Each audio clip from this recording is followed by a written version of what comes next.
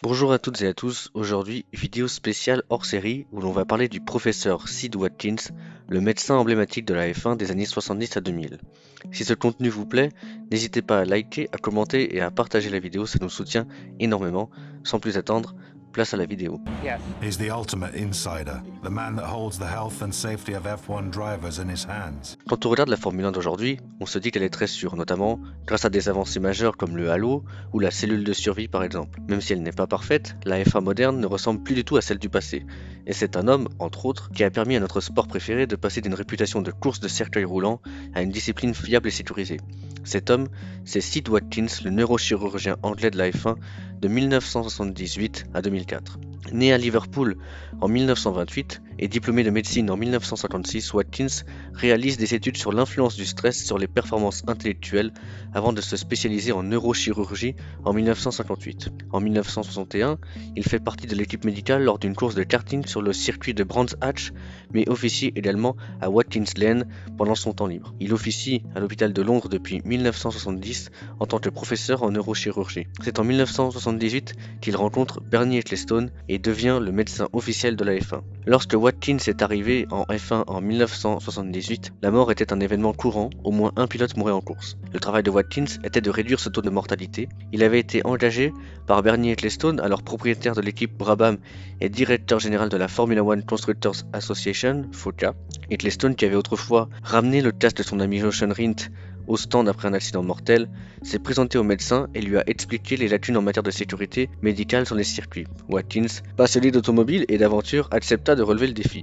Quelques semaines après sa première rencontre avec Ecclestone, Watkins assistait au Grand Prix de Suède dans son nouveau rôle de chirurgien en F1, combinant cela avec son travail quotidien. Sur le circuit d'Anderstorp, Watkins constata qu'aucun hélicoptère n'était prévu pour les essais car ceux-ci n'étaient pas considérés comme dangereux comparé à la course. Il s'habitua rapidement à la nature aléatoire des dispositifs de sécurité en F1. À Brands Hatch, pour le Grand Prix de Grande-Bretagne, il se retrouva face à un petit centre médical mal équipé, doté de 2 ambulanciers buvant de la bière. Mais au moins, il y avait un centre médical. Lors de la course suivante en Allemagne, à Hockenheim, l'installation d'urgence était un bus à un étage converti avec son personnel installé sous tente à proximité. Cela reflétait une culture du sport qui acceptait la mort comme un risque à prendre. Watkins a agi rapidement, disant à Ecclestone que les circuits ne devraient pas accueillir de courses de F1 sans avoir des centres médicaux correctement équipés. Il a demandé que lui et un anesthésiste soient autorisés à suivre le premier tour d'une course dans une voiture rapide équipée d'une radio et, je cite, conduite par un pilote compétent et reconnu qui connaissait le circuit. Il a également stipulé que des hélicoptères devaient être disponibles pour tous les essais,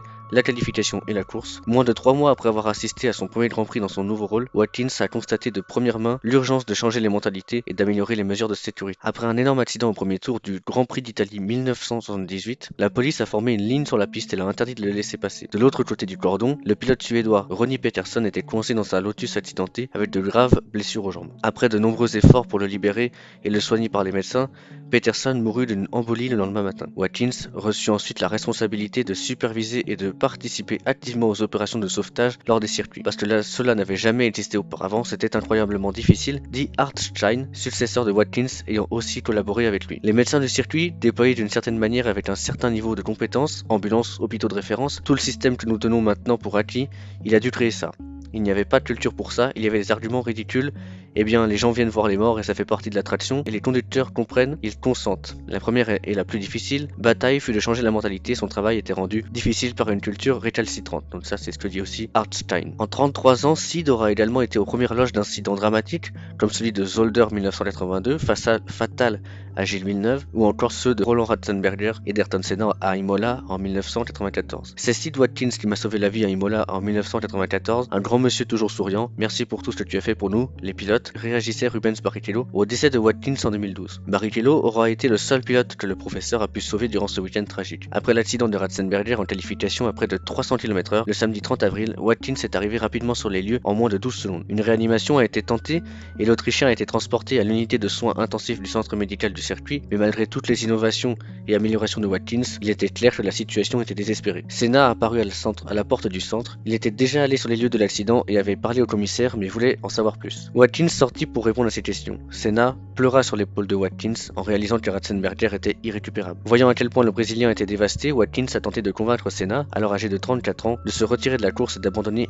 la F1 complètement. Que dois-tu faire d'autre ? demande alors Watkins. Tu as été champion du monde 3 fois, tu es le pilote le plus rapide, abandonne et allons pêcher. Après une longue pause, Senna répond: Sid, il y a certaines choses sur lesquelles nous n'avons aucun contrôle, je ne peux pas abandonner, je dois continuer. Ce furent les derniers mots que Senna adressa à Watkins. Le lendemain, Senna mena la course dans sa Williams, perdit le contrôle à 300 km/h dans le virage Tamburello et percuta le mur, son casque percé par un bras de suspension. Watkins se rendit à grande vitesse vers l'accident et a rejoint immédiatement les opérations de sauvetage. Le casque de Senna fut retiré, Watkins prit une voie respiratoire dans sa bouche et leva les paupières. Watkins pouvait voir à travers les pupilles de Senna qu'il avait subi une grave lésion cérébrale et ne pouvait pas survivre. Tout le monde me demandait ce que j'éprouvais, a déclaré Watkins en 2001 à propos de sa dernière conversation avec Senna. Mon émotion, c'est que je ne l'avais pas assez harcelé. J'ai tellement regretté de ne pas l'avoir vraiment harcelé. Les décès de Ratzenberger et Senna lors d'un week-end où le pilote Jordan Rubens Barrichello a été grièvement blessé ont provoqué une crise de confiance. L'arrivée de Watkins dans le sport, la transformation du niveau de couverture médicale et le passage du châssis aluminium à la fibre de carbone dans les voitures avaient fait que la F1 n'avait pas subi de mort lors d'un week-end de course durant les 12 années précédant ce fatidique Grand Prix de Saint-Marin. Max Mosley, président de l'instance dirigeante du sport automobile, la FIA, a annoncé la création d'un comité consultatif d'experts sur la sécurité et a nommé Watkins son président. Il a été chargé d'évaluer